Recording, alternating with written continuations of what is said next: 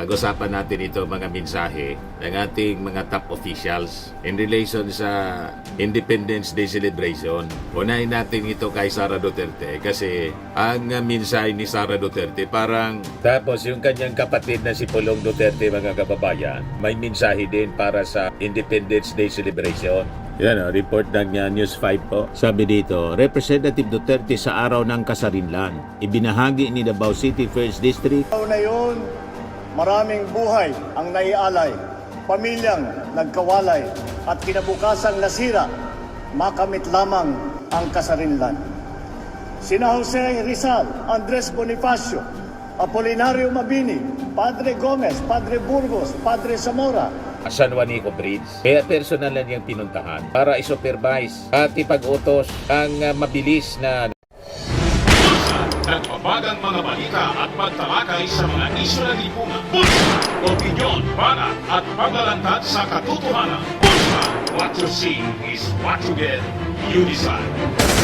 Ito po, mga tugang, mga manoy, mga manay, si Dante Maravillas, Bicolano vlogger, broadcaster, journalist from Albay. Pag-usapan natin ito mga mensahe ng ating mga top officials in relation sa Independence Day celebration. Unahin natin ito kay Sara Duterte kasi ang mensahe ni Sara Duterte parang kinakausap lang niya mga kababayan yung sarili niya. And sabi niya, wag nating isuko ang kalayaan sa mga taksil. Tingin ko, ang mensahe ni Sara Duterte ay para sa kanyang sarili. Kinakausap niya yung sarili niya.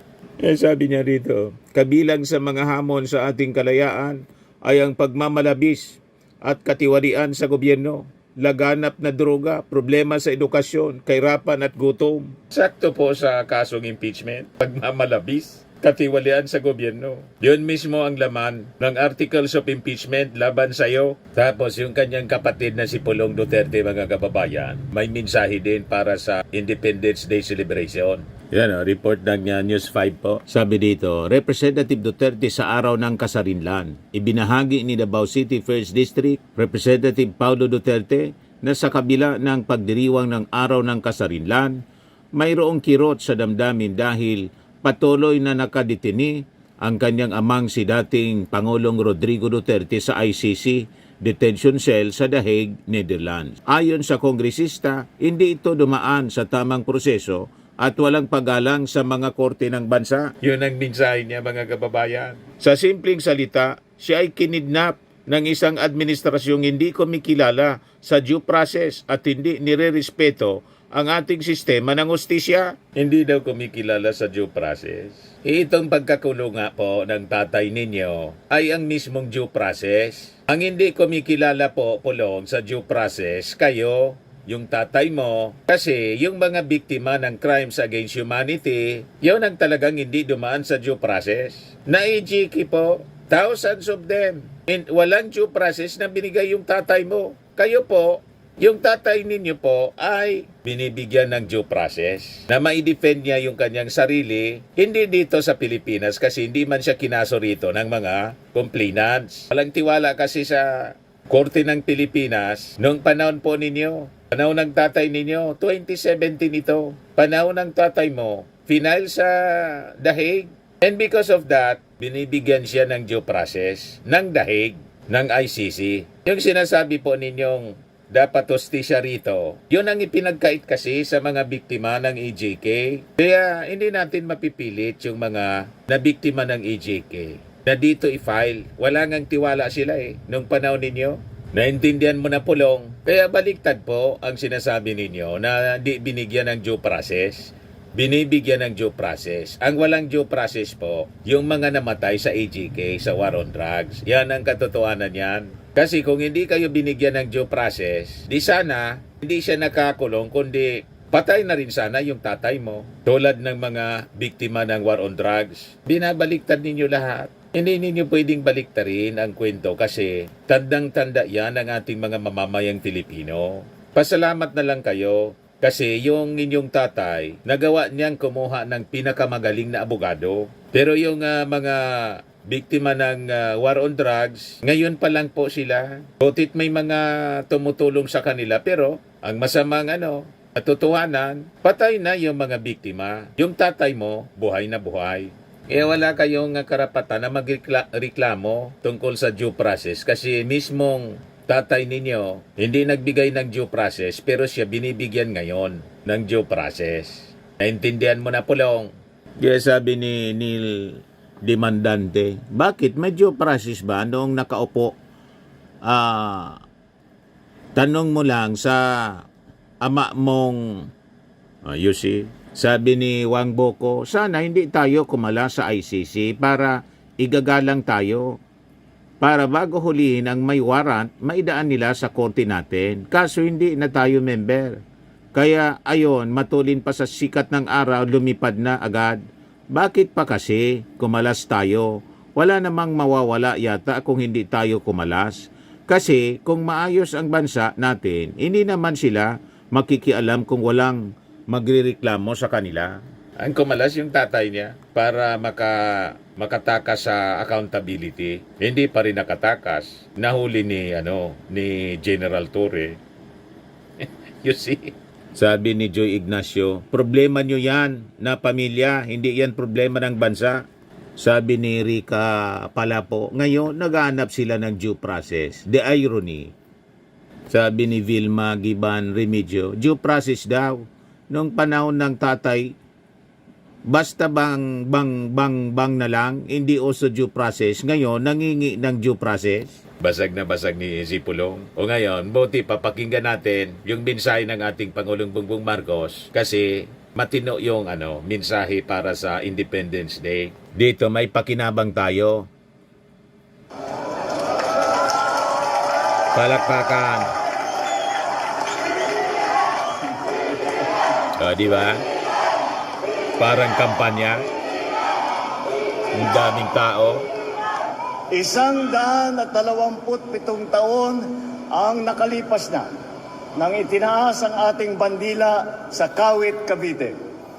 Ngunit, bago pa man dumating ang araw na iyon, maraming buhay ang naialay, pamilyang nagkawalay, at kinabukasang nasira, makamit lamang ang kasarinlan.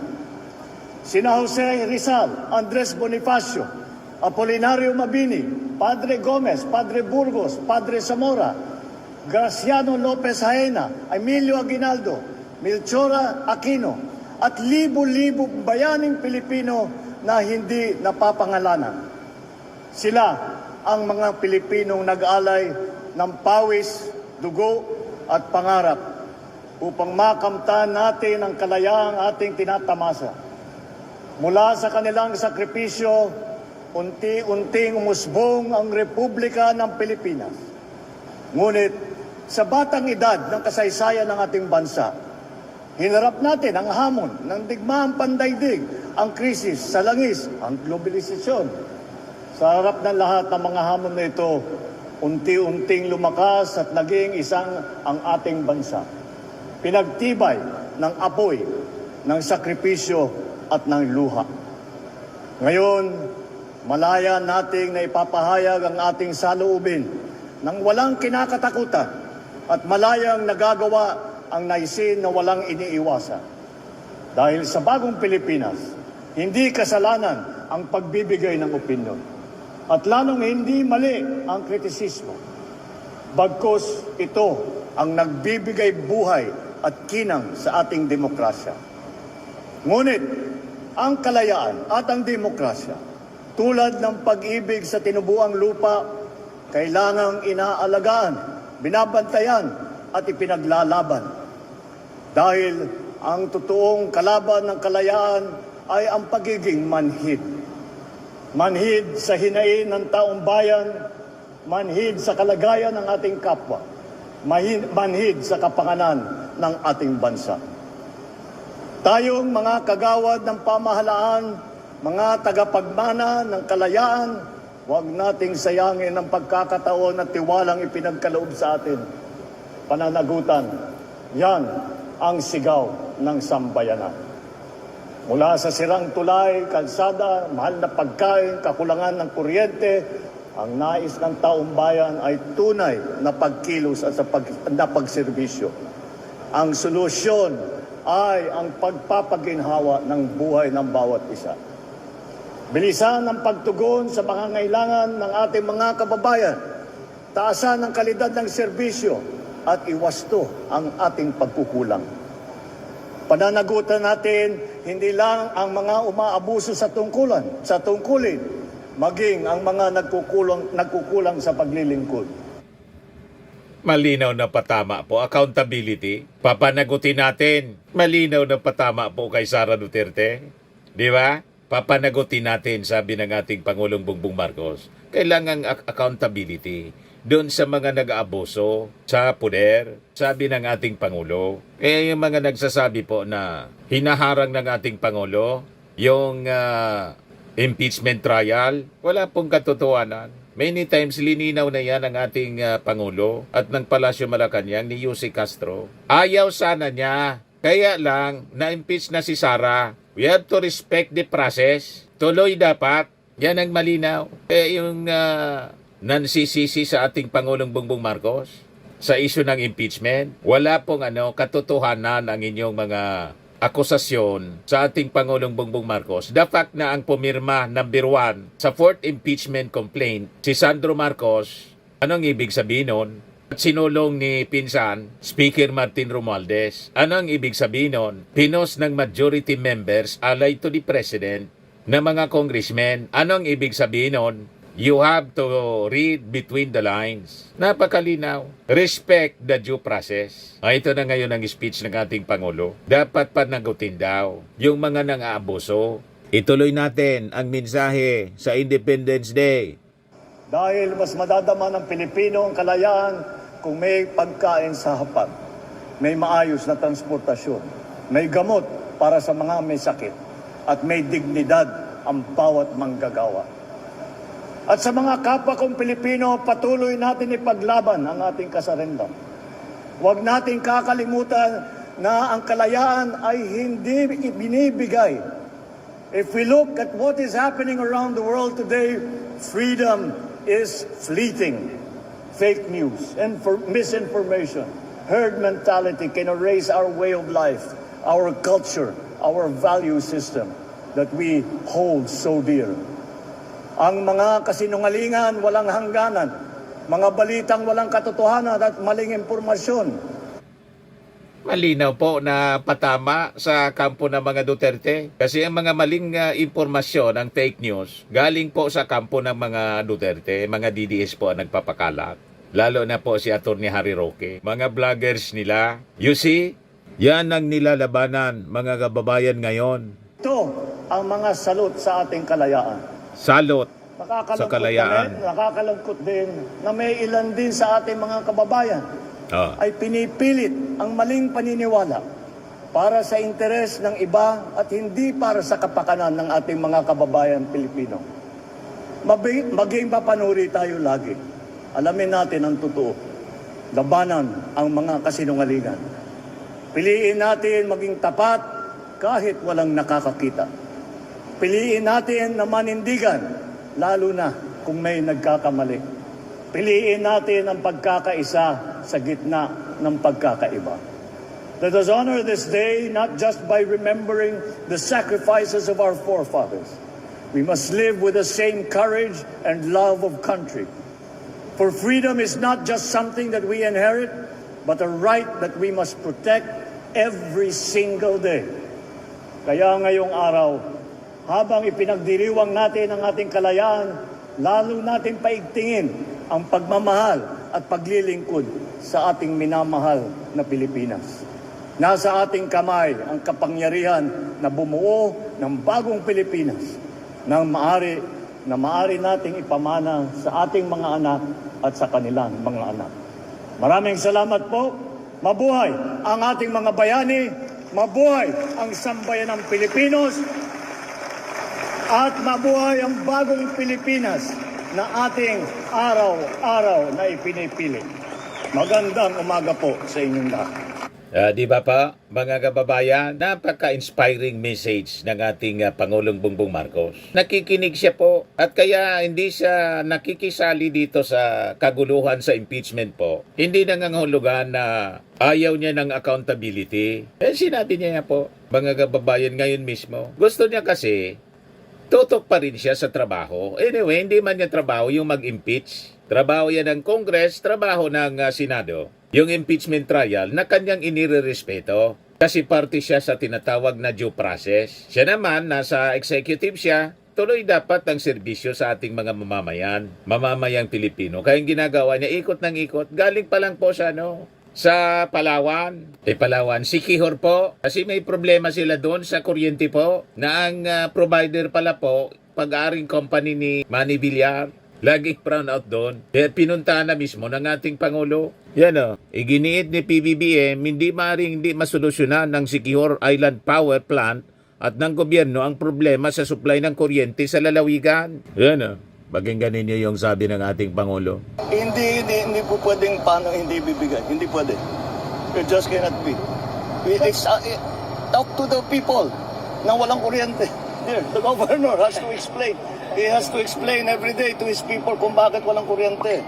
You see, mga kababayan, ikot ng ikot yung ating Pangulo para personal na tingnan yung mga problema sa ating bansa. O tapos dumiretso siya doon sa Leyte, Samar, yung problema sa San Juanico.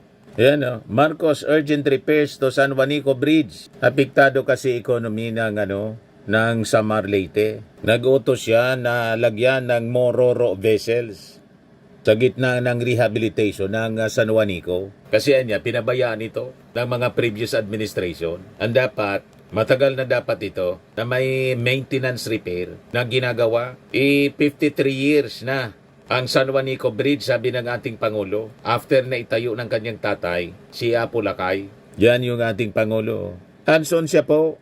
O ngayon, nasan si Sara? Nasa Malaysia, Kuala Lumpur. Personal trip. Galing pa lang dahig, 10 days doon. Tapos pagbalik, nanatili lang ng ilang araw. 2 days yata, 3 days. Layas naman siya Kuala Lumpur. Personal trip. Walang pakinabang yung ating mga mamamayang Pilipino, mga kababayan. O ngayon, doon sa Siquijor, ang problema sa kuryente doon, binigyan ng 6 months para maayos yung problema.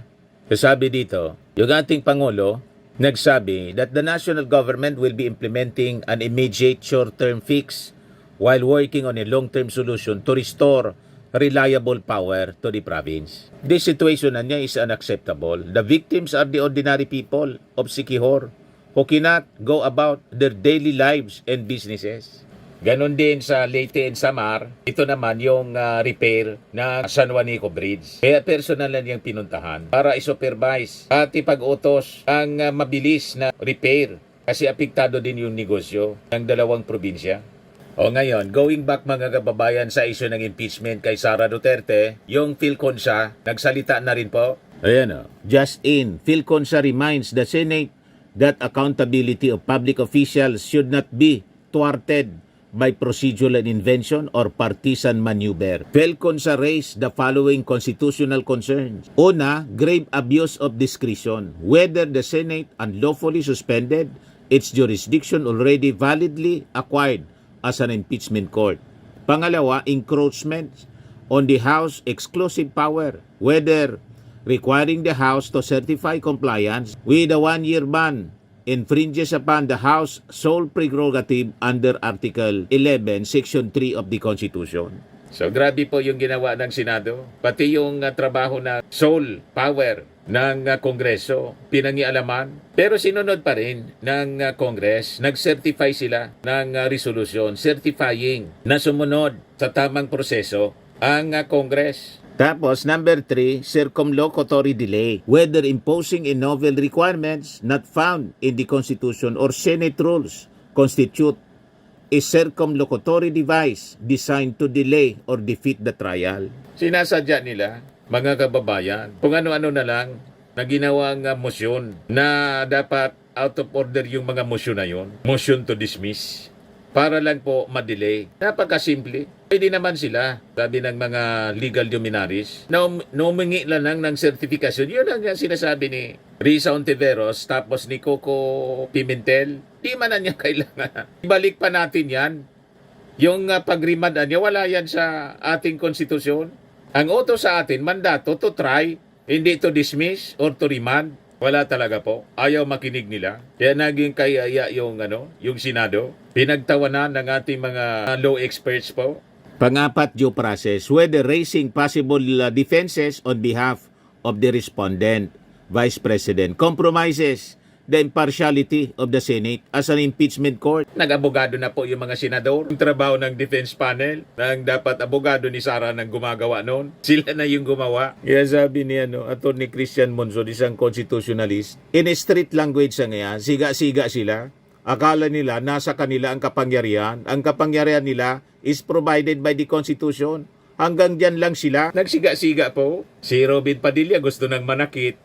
Gustong saktan, mga kababayan, pisikal. Si Joel Villanueva, yun pala, isa man lang yung boto. Magkakampi pala, nagdrama pa. Kaya sabi po ni Attorney Dean, College of Law, Jamie Gatdula, the impeachment trial niya for the Vice President should be presided by the Chief Justice of the Supreme Court. Article 7.3 of the Constitution requires that proceedings against the Vice President be in the same manner as the President. Furthermore, it removes the Senate President from an ethical dilemma in that he no longer has to preside over a proceeding of a public official. He may succeed even if temporarily in the interregnum, logically to be read in Article 7.9 if the Vice President is indeed removed. Tama po. Nag-second demotion din, mga kababayan, sa ganitong ideya. Ang isa pang Dean, si Dean and Father Attorney Ranilo Calangan Aquino. This is an interesting point made by Dean Jamie Gatdula, and he makes out a good case for his proposition. Tama po, para impartial, hindi politiko, kundi mismong Chief Justice ng Supreme Court, tulad ng nangyari sa impeachment trial po ni Era Pistrada. Ang dapat mag-preside talaga rito. Ito, mga kababayan, ang dapat mag-preside si CJ Alexander Gismondo na nagsabi, corruption and abuses niya are the nation's true enemies. Mensahe niya yata ito, mga kababayan, sa Independence Day. Tamang-tama, akma, sakto sa mga pinag-uusapan natin ngayon. Ayun ang mensahe ni Chief Justice sa Independence Day kanina. Ang ating kalaban niya ay hindi lamang ang mga dayuhang nagnanais na sakupin tayo, ngunit ang korupsyon, kawalang pakialam at pang-abuso na nakikita natin sa sarili nating bakuran. Kaya challenge niya ang ating mga kababayan to reflect on how they utilize their hard-earned freedom, whether to address lingering injustices, uphold the rights of every citizen, regardless of his status or belief, or to correct wrongs despite obstacles. Tama si Chief Justice, kaya po itong ginagawa natin, nakikita nating mali ang ginagawa ng ating mga senador, kaya tayo nagsasalita po. Kaya sabi po ni Chief Justice, kaya sa araw na ito, ipagdiwang natin ang ating kalayaan, hindi lamang sa pamamagitan ng pagwagayway ng ating bandila at pag-alaala sa nakaraan, ngunit sa pamamagitan din ng pagkilos. Muli nating pagtibayin ang panata na siyang nagluwal sa ating kasarinlan. Sabi po ni Chief Justice, ang makabuluhang kalayaan ay hindi natatapos dahil tayo ang namumuno sa ating bansa. Ito ay dapat mag-udyok sa atin na magsumikap upang magkaroon ng mas makatarungang lipunan. Kaya para po makamtan natin ang katarungan, dapat yung mga nagkakasala sa ating lipunan, papanagutin natin. Importante po yung accountability, tulad ng sinabi ng ating Pangulong Bongbong Marcos, accountability. Kaya yung mga senador po, kailangang papanagutin natin. Huwag tayong tatahimik sa kanilang pagsasalaula, mga kababayan, sa proseso ng Senado. Na imbes tumayo, mga kababayan, na senator judge, pagkapanumpa nila, naging defense lawyer ni Sara. Kaya tama itong sinabi ni Dean Lavinia, Tony Lavinia. Yan sabi niya, while illegal and unconstitutional, the act of the Senate yesterday has political value and is tantamount to a vindication of Sara Duterte. It is a license to steal from the public a permit to act with impunity. It is therefore immoral and must be objected to vigorously and passionately. Huwag tayong manahimik, mga kababayan. Kondinahin natin ang pagmamalabis ng ating mga senador, yung 18 Judas Balasubas na mga senador. Sabi yan ni Father Flavie Villanueva. Di ba? Mga balasubas niya. Judas Balasubas. Sabi nga ni Tito Sen, maiya naman kayo. Walang kaiyan mga kababayan ng mga senador ni Firmax Firming and Lifting Cream, pinapahid po sa mga pulses in affected area. Mainam po sa paninigas ng mga kaso-kasuan. Ito naman po, Automax Radiant Serum. Sa mukha naman yung application, anti-aging po siya. You will look 10 years younger than your age. Sa mga cancer patients naman po, baka lang gusto ninyo itong itry. Ning siya red mixed fruit drink. Hindi mo po siya gamot, food supplement siya. Kaya lang, gawa siya mga kababayan sa goji berry. Yung goji berry, may anti-cancer properties.